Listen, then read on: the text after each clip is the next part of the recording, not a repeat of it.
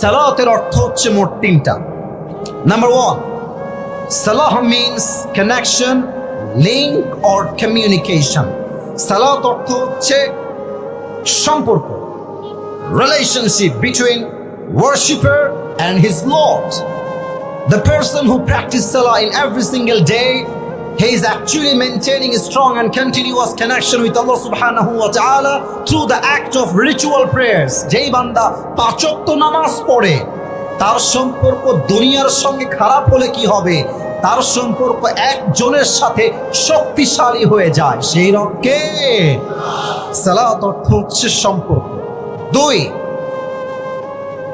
সালাহ means turn face.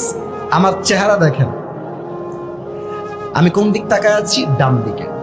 আচ্ছা, এদিকে আমার মুখ ফিরে আছে, আমি তাকাইলাম বাম দিকে, তাকাইলাম সামনের দিকে, এটা হচ্ছে সালাত, মুখ ফিরানো।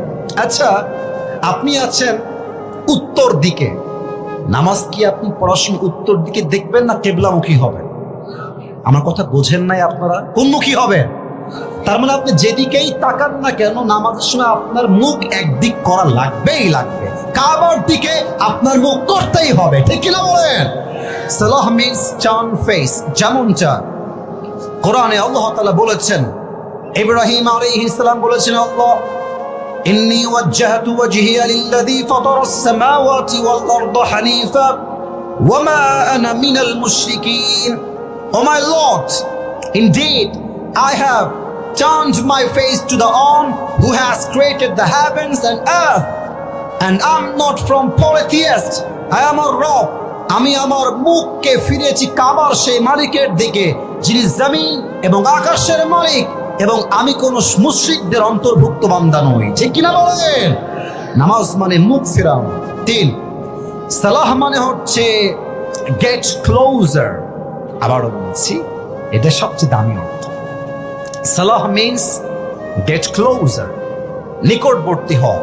আচ্ছা বলেন তো, একজন বান্দা আল্লাহর নিকটবর্তী সবচেয়ে কোন সময় হয়? নামাজ বললেই অর্থটা মূলে আসবেন, সেজদায় যখন যান। এটা কি আমার কথা না আল্লাহর কথা?